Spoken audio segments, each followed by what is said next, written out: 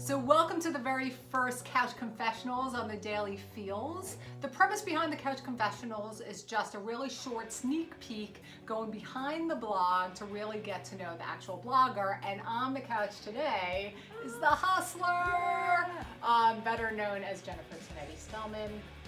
So dude, thank you so much for being here. Thanks for having me. So honored. And I am such a fan of yours, and we're gonna, basically build your fanship right now. So on an average day, what does it feel like to be you? Woo! On an average day, it's exhausting to be me. I don't know if I attribute that sometimes to the fact that I'm 46 years old with a 2-year-old, a couple of businesses, got a house to maintain, all of that. But you know what? It's exhausting, but I would also say exhilarating. Awesome. Okay. So the hustler. When did you start feeling that kind of like hustle build in you? I think the hustle started early. I grew up to two very hardworking blue-collar parents. They were in their teens when they got married. And I saw how they hustled to get, everything that I needed and more. My parents really went above and beyond. I'm an only child, and thankfully, and so I got everything. And no, but and that goes for just like their attention as well. And I saw how hard they worked. I think they instilled that hard-working ethic in me. Mm-hmm. Growing up on the streets of Queens, New York, you kind of had to hustle around. Sometimes it was a little bit of a shady neighborhood at points. So, just knowing how to navigate through life, I always consider to be one of the greatest hustles. But it wasn't until the birth of my first child where I suddenly said, I don't want to go back to corporate America. So what am I going to do? I have to make money. And then it really began. So you are a successful photographer. You own 2 businesses. You run a household. Obviously, you with your husband. Mm-hmm. Is the hustle sustainable? The hustle is sustainable, but it's only sustainable because I give myself grace to not do it perfectly. Mm-hmm. I mentioned this in my first blog that when you have so many plates in the air that, it's inevitable one's going to hit you on the head once in a while. Mm-hmm. And there are days where I think I do it so well, and then reality smacks me in the face the next day where I'm not doing anything right. I'm like a crappy parent. I'm not being a good mom. I'm sucking at this business thing. Why isn't this taking off? So as with life, it's ebb and flow, man. And if you just go with it and you're good, 80% of the time, then yes, it's sustainable. But you got to give yourself grace. Yeah.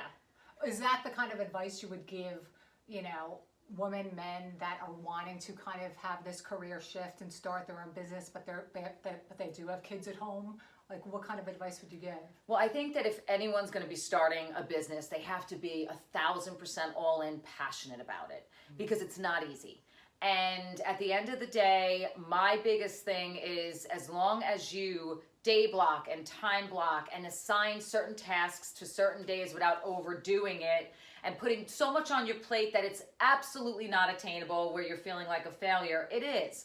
But in the beginning stages of a business, you really are working harder than ever, because you're trying to get out there, make a name, and all that, in my arena anyway. So you have to know it's going to be exhausting, but it has to be worth it at the end of the day, hence the passion part. Okay. All right, so let's pivot a bit. Finish the sentence. If you knew me, you would know that I'm a straight shooter, baby. Yeah, baby. All right. So you know how like the whole trend of like, what's your word, where people dedicate a word to like their year or any kind of situation they're going to. Do you have a word? Yes. In fact, so in 2017, my word was transformation. Mm-hmm. And for 2018, it's resilience. That ability to, again, it's the ebb and flow. That could be, ebb and flow. 3 words. Okay, so what are you most proud of? Well, as a mom, right, you're supposed to kind of say your kids, but I'm not going to go there. I'm most proud of the fact that I was able to remove myself from corporate America to really take what was a passion and a hobby, photography, and turn it not just into one business, but a few businesses. So I'm most proud of that. I think that at the end of the day, when I go into my final resting spot, I'll be like, good, I tried it, I did it, I'm psyched. Nice. And what about regret? I don't really have regrets because I think that everything in your life is happening the way it's supposed to happen. Yeah. Like I could say, oh, I wish I would have started shooting earlier because, at 46 now I'm kind of at the peak of my photography journey, at least for the in-home business. But I think that if I would have started photography earlier, I wouldn't have been able to go into marketing and advertising first. Hence, my road on photography would have been a lot tougher. Okay, that makes sense. Yeah. And I love that attitude too, because I think that we regret things that were absolutely supposed to be part of our path. Yes. So what advice would you give to your 16-year-old self?